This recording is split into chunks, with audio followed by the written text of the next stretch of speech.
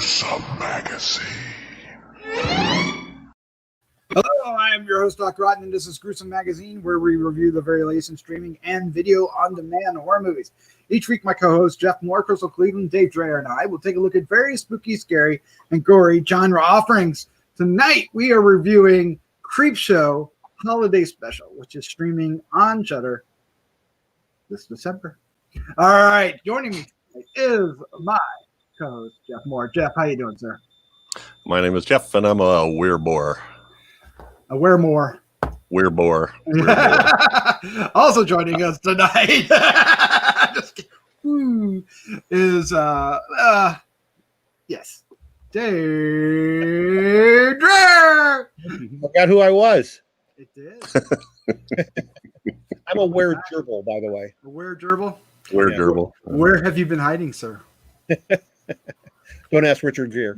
Oh, no. All right. Well, let's welcome. He's been stuck in the squirrel cage, I think, for the last few weeks. Is that what they call it? All right. Let's welcome special guest, award-winning filmmaker, Christopher G. Mohr. How you doing, sir? I'm good. I'm a film director.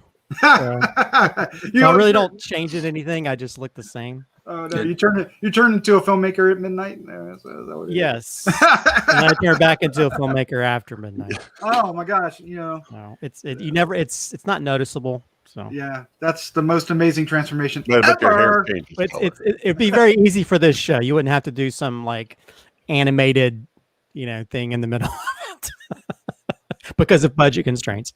Yeah, well, I mean, hey, for budget constraints, they did what they did. All right, so what we're going to do is we're going to start off giving our first impression of the show, and then we're going to talk about it a little bit, and then we're going to wrap things up with our final thoughts, our score, and favorite scene. We're going to try not to spoil things, but we might. So if you have not seen this yet, I just watch it. It's on Shudder. You have Shudder. Watch it, and then come back and watch this because it's going to be hard to talk about this without spoiling anything. All right, so what are we talking about? We are talking about the CREEPSHOW Holiday Special. It is titled Shapeshifters Anonymous. It's available on Shudder starting December 18th, 2020. The director is Greg Nicotero. It's written by Greg Nicotero, based on a short story by J.A. Konrath. And the cast includes Anna Camp and Adam Pally. The synopsis is: a man, upon discovering he changes into a monster during the full moon, joins Shapeshifters Anonymous, only to discover he and the club's members must survive being hunted by their most feared foe, Santa and his elves. Yes, Santa Claus is coming to town. All right, there you go. It's a holiday special, and where would you be without Santa Claus and how they wow. How they get there is pretty amazing. But let's find out what our first impressions are. And since we have a guest tonight, let's start off with Christopher G. Mohr. Merry Creepmas. Yeah, you know what? I wasn't sure what to think about this. I think a lot of the episodes, of the CREEPSHOW series have been kind of up and down. But I thought the idea of it seemed very unique, and it also looked like something. Oh, that'd be kind of cool if I directed something like that. Because I love the idea behind it, and I think I love the script. I love a lot of the dialogue. I mean, there's so many great phrases. Like he's like, "Don't shoot till you see the white of their beards." There's just a lot of wordplay they do in this episode, and just the whole story. About the Santa Claus that we don't normally see is just great. It's almost like a Krampus version of Santa Claus, and when he shows up is very unique. It almost looks like a villain off of Mighty Morphin Power Rangers, but cooler. That's true. but yeah, I love. Yeah, I mean. There are budgetary constraints. I think there's always been budgetary constraints with a lot of these episodes, and a lot of times, sometimes it's up to who's directing it to be able to pull it off. And Nicotero, who's done some really great episodes of The Walking Dead and stuff. I expected a little bit better in certain parts, and I think a lot of it is when you're dealing with transformations, it's kind of hard to pull that off properly. And I think in the CREEPSHOW series, they sort of make up for that with they go to the pages of the comic, And I almost feel like that's a cop out sometimes. I think, I mean, there's like the one main transformation. They actually do a circular thing around the different characters, and every time they pass by somebody, he changes. I love that. But I think anytime we go to the pages of the comic, it took me out of it. I almost wish they would stop doing that. Just save it for like the beginning and the ending and tell a story. And then there's other things where they go between to where you can see that certain effects aren't as great as others. But at the same time, I love that you have these shapeshifters of different characters. Like you have one almost like a better version of Teenage Mutant Ninja Turtles, and you have another, it's like a wereboar, and you have another, it's like a werecheetah, and it's just great. And then you have like the whole bit involving the furry. So yeah, I think it's a fun episode when it delves into the characters and a lot of the wordplay. Again, the quality is up and down when it comes to going to the different bits, but I mean, a lot of the effects is pretty cool. So it's very enjoyable. I just wish that there was a much better flow to it, for it to work properly. But I think the concept of it is a very high concept, interesting concept, that may be very interested in it. So yeah, I think it's an enjoyable episode. I've enjoyed it probably better than some of the other regular episodes of Creepshow, but yeah, it almost feels more like a Tales from the Crypt or Amazing Stories more than Creepshow for me. But yeah, I enjoyed it. It made me laugh in different parts, and I love the script. Whoever wrote the script to this, I think it works really well because the concept is so cool. I think this thing that doesn't work so well is just the melding it all together when it comes to transformations and that kind of thing. Yeah, Greg Nicotero wrote it based on the short story. Oh, all right. Let's find out what Dave thought. Dave, yes, he is the Bob to my Santa. Dave, how you doing, sir? You'll have to see the show to know what that means. What was your first impression of the Creepshow Holiday Special? You know, how cool is it that we can sit here in 2020 and we're actually watching a holiday special based on Creepshow? Yes. As fans, I don't know that we ever would have dreamed that something like that would have ever happened. And the fact that it's in Nicotero's hands, I think, is even better. You know, I like this quite a bit. As soon as I seen it was based on a story by Konrath, I knew it was going to be good. I don't know if you gentlemen are familiar with him, but he's an incredibly prolific horror writer. Actually, he writes all kinds of stuff. But his horror stuff is really, really fantastic. And most of it's as demented as what we just watched. So you know, I've never read this particular short story. I'm not sure this particular short story was ever even in print. So I can't talk to how Nicotero changed it or if he changed it at all. But, you know, I mean, these are kind of like little love letters, it seems like to me.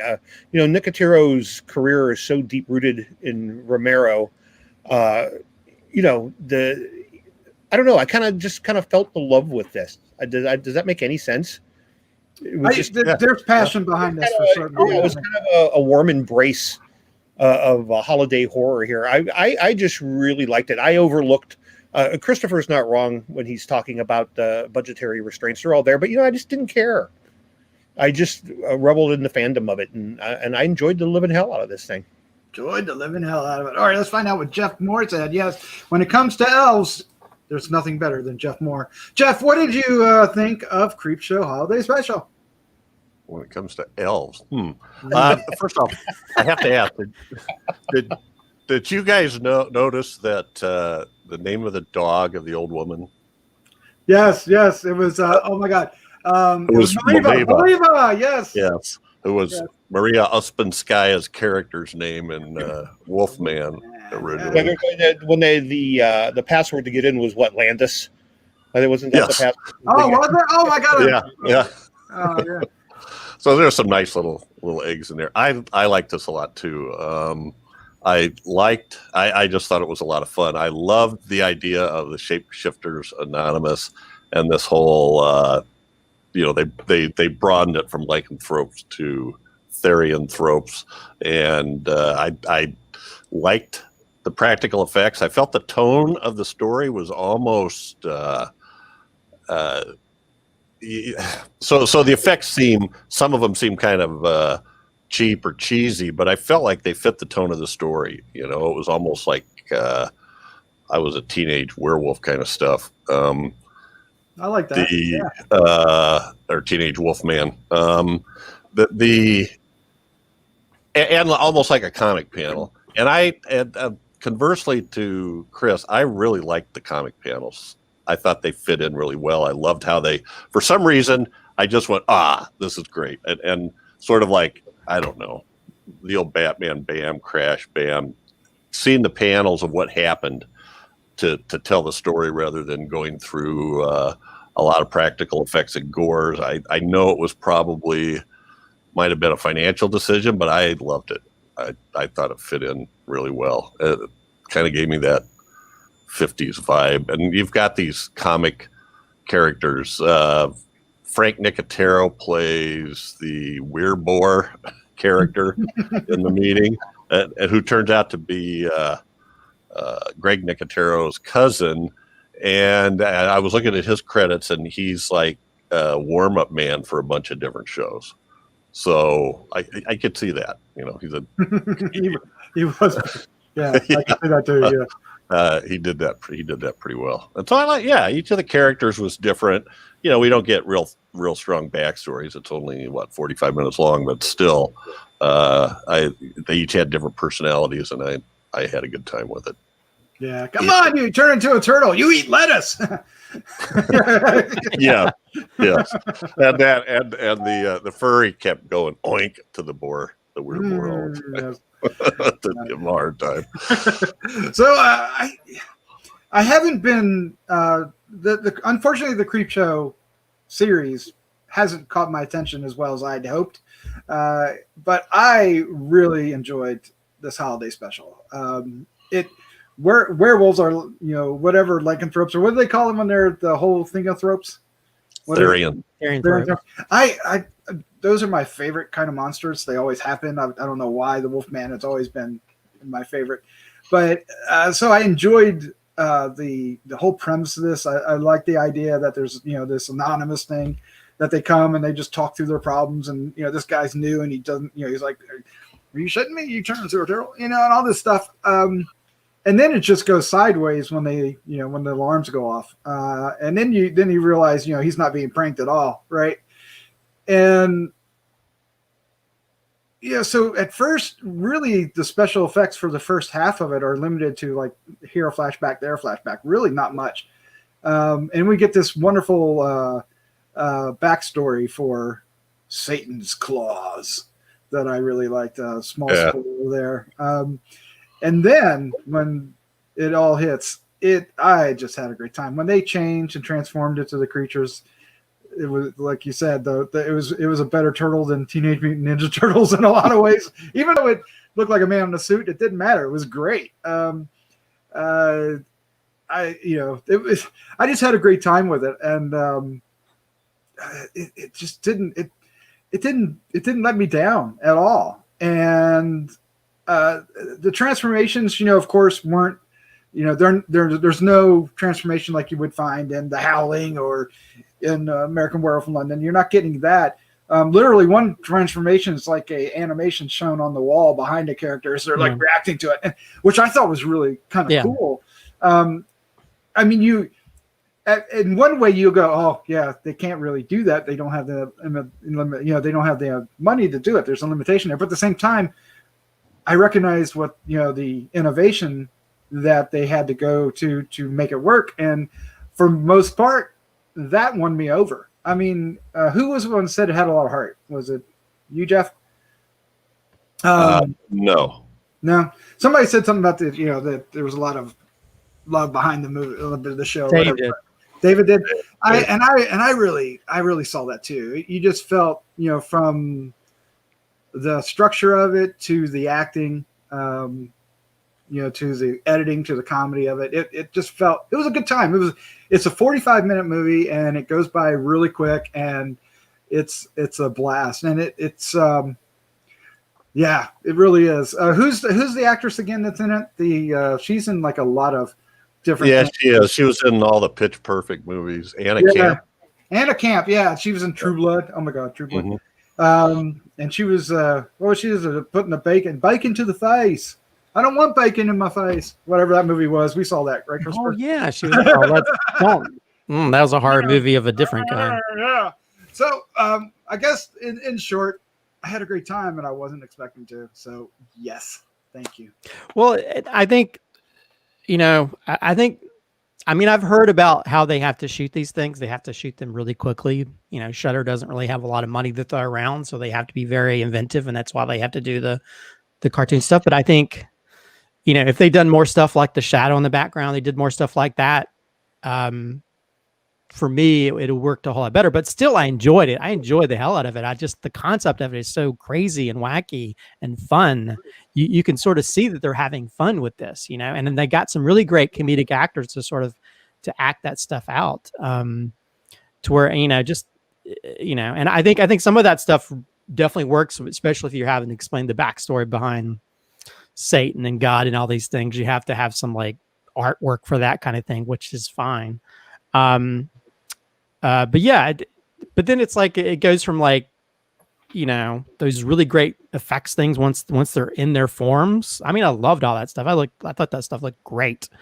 But then you have other things you could sort of see that they're limited in what they can do, like the big werewolf at the end.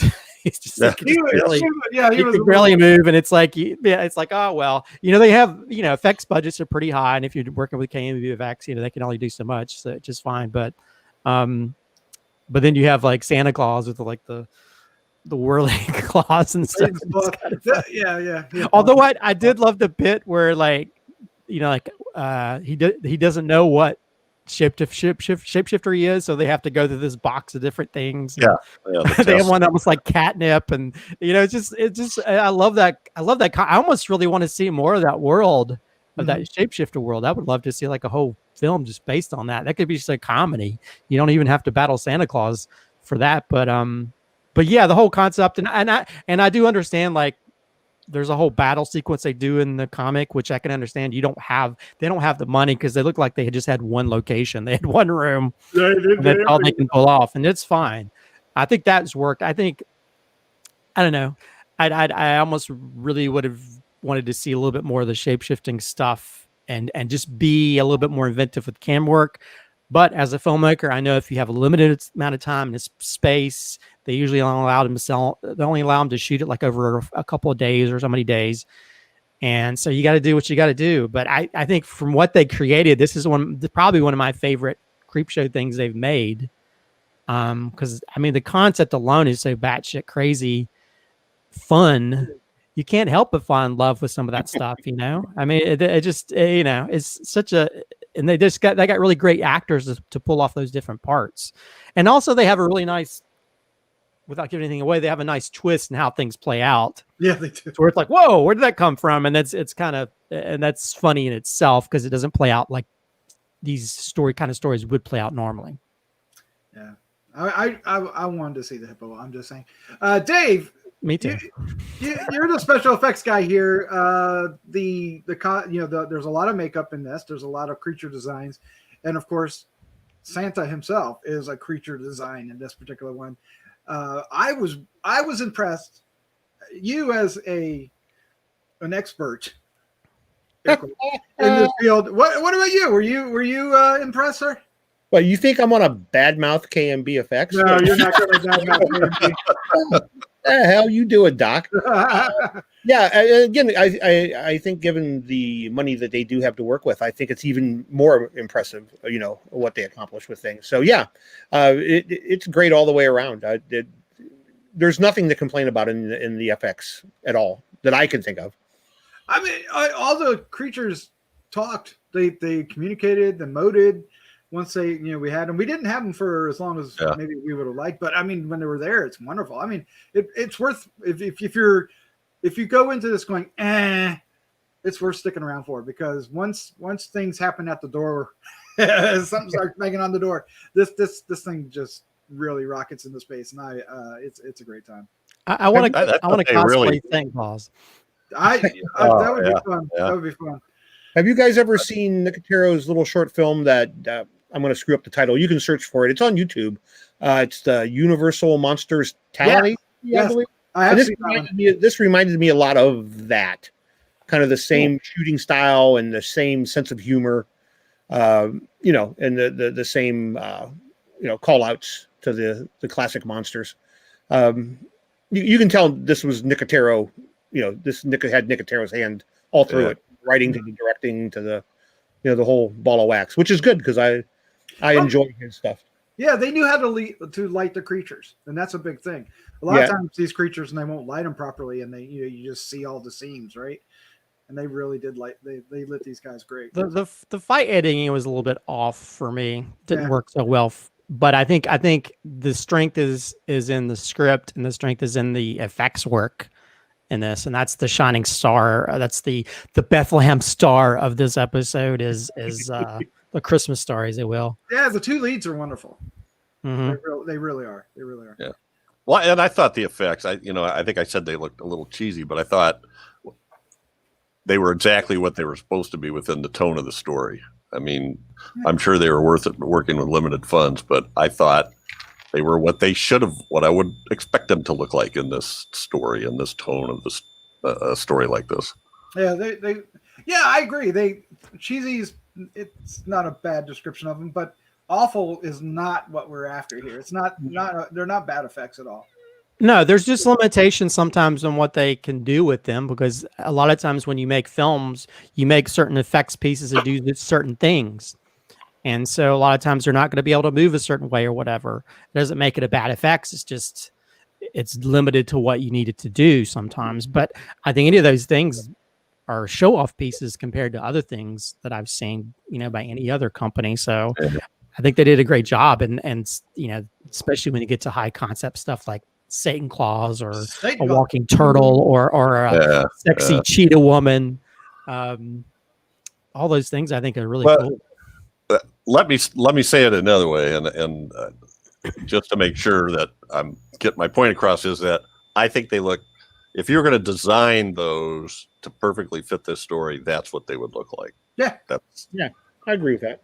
Especially the turtle. The turtle was great. I mean, literally, there's some of my favorite effects work of the year, I think, is in this, because it's such unique. Because we watch all these horror films, and a lot of times it's the same stuff over and over, like slit neck or this or that. And this one, you have some really cool effects creatures that you don't see as often in a lot of these horror films, and they work really well. So for something that has such a limited budget, which I'm sure it's where all their money went into, is creating these creatures, they did a damn good job. I mean, I definitely would wear one of those to a convention or something, because they look badass.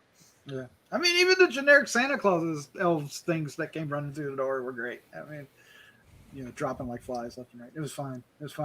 All right, so there you go. We should probably wrap this up and give our final thoughts, our score 1 to 5, and our favorite scene. That's going to be fun.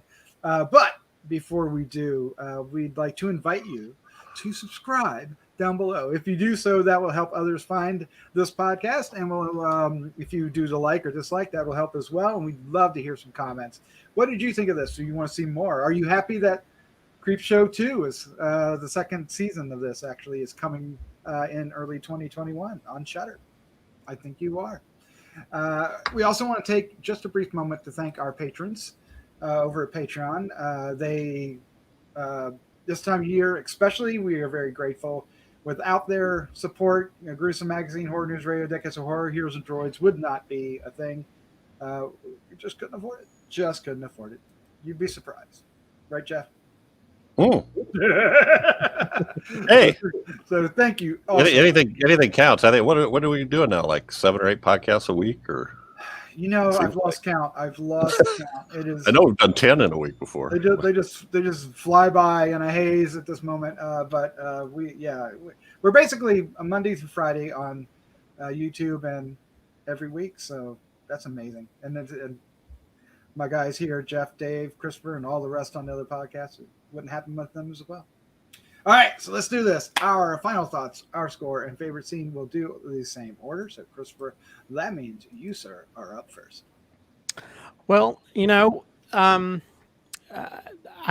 with the Creepshow series in general, I've had, there's been good episodes, bad episodes. It's been up and down. A lot of times it's based on the directors, and I think I have to agree with Dave. I think there is some heart and passion behind this episode. You can see that they're sort of like trying to put their spin on the holiday horror films, and I think they had a lot of fun creating these unique creatures, and at the same time having a really inventive and imaginative story to create stuff for that has a lot of humor, a lot of funny lines, and some really great creature work. So I think, the major props have to go to Greg Nicotero with fashioning this story, as well as, getting his KMBFX group to create some badass creatures in this, which, even if there's limitations when it comes to budget, when it comes to how you shoot things, or even limitations when it comes to creating certain effects that you can't move certain ways, it's still more badass than a lot of stuff that we see throughout the year. So it's definitely probably my favorite thing I've seen in the Creepshow series so far. So yeah, I enjoyed it. Had certain issues, I think, with some of the editing and certain things, and then just how it doesn't flow in certain parts. But for what it's supposed to be, I think it works really well. And it's a fun thing that if you have Shudder, you should watch it. This should be your new holiday watch. And then hopefully we'll see people cosplaying as these characters whenever COVID ends and people can go to conventions again. Because I'm definitely going to be Satan Claus. Maybe Bob will show up at down south there. What am I thinking of? DragonCon. DragonCon, yeah, DragonCon. Oh, DragonCon would be the perfect place for that, because if you look at their version of Satan Claus, it's like a combination of Santa, Vlad's suit from Bram Stoker's Dracula, and Maximilian the robot from Black Hole. So you combine all those three things together, mishmash them, and you get this. So if you get those references, if you don't, a little Edward you're a sad Scissorhands. individual. So yeah, I would, if I were to give it a rating, I'll give it a 4 out of 5. I enjoyed it a lot. I think the strength of it is in the script and the creature work. As for favorite scene, when Satan Claus shows up, I'm sorry. I love, as much as I love the creature work, I just think it's such a crazy badass version of Santa that we haven't seen before. We've seen zombie Santas. We've seen these sort of more psycho Santas, but we haven't seen anything on the level, the sci-fi futuristic level that they have in this. And it's just such a badass, interesting character with an interesting backstory. So I have to say when he shows up is probably my favorite scene. I like that. All right, Dave Dreher, you're up next, sir. Your final thoughts, your score, and favorite scene. Yeah. I love this. I thought it was really good. I thought it was very inventive. I really like to read the story that it was based off of, just to see how much Nicotero added to this, because and that kind of plays into my favorite scene a little bit, because Christopher alluded to the scene where they were trying the different talismans to find out what kind of shapeshifter he was. It's like, well, he they gave him the catnip and he had no reaction, and they gave him the other thing. But that led to another thing, which was, we all know that werewolves eat people. So what happens when they shit this stuff out? Where does That's true. Out pieces of cloth and buttons, and then when he goes to the doctor and they're pulling out change. That is not that fantastic. So the favorite scene would be the revelation that werewolves have to deposit their waste somewhere, and there's probably some pretty weird shit in there. So I just thought that was really inventive and something that seems obvious, but nobody ever really talked about or brought to light before. I'm going to give this a 4 out of 5 as well. It's a lot of fun. If you don't have Shudder, this would be a perfect reason to spend the $5. There you go. Yeah. All right, Jeff Mohr, you're up next, sir. Yeah, so Dave took my scene, which I called the Dr. Nice. Jellyfinger scene.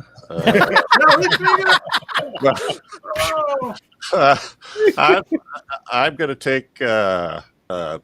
This will sound weird too, but when they actually started the meeting, and she gathered the circle to hold hands, and she goes, "Come on," like you talk to a dog. Come on. I thought, that was such a nice touch. She did that perfectly. It was just a small little thing, but it really set me on the right attitude for that, along with the Dr. Jellyfinger scene. Yeah, I think this is really good. It's very fun. Lots of cool stuff, and a bit of a surprise ending twist that I don't think we've even touched on. So that's cool. I'm giving this a 4. I think we are in unification here. Yeah, we are. We are. Unanimous. So because far, I'm going to give it a 4 as well. So yes, we are. This was a lot of fun. I couldn't have hoped for a better holiday special. Thank you, Shudder. Thank you, CREEPSHOW. Thank you, Greg Nicotero. This was a blast. I really loved the story and the concept. The special effects, the actors in it are fantastic. The comedy is delightful. The gore is great when it happens. It's a good time, and it's worth the watch. And this is a good reason just to go ahead and get Shudder if you don't have watch this. My favorite scene is I could go with a decapitation. There's that, but do I want to go? I think what I want to go with is when the alarms go off and they start transforming the room a little bit.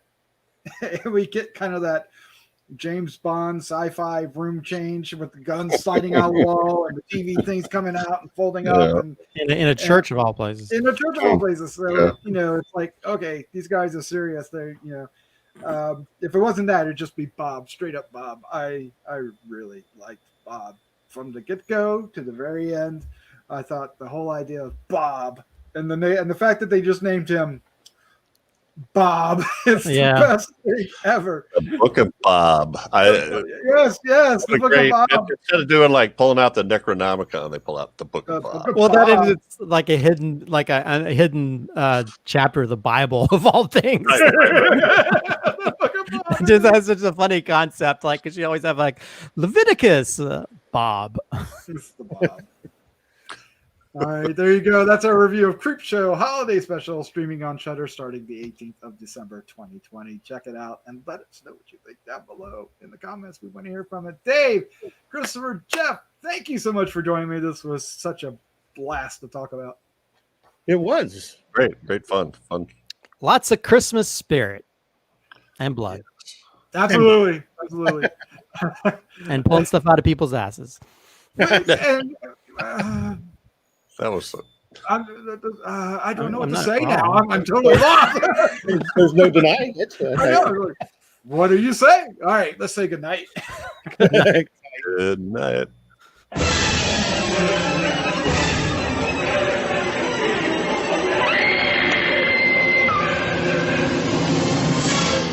Gruesome Magazine.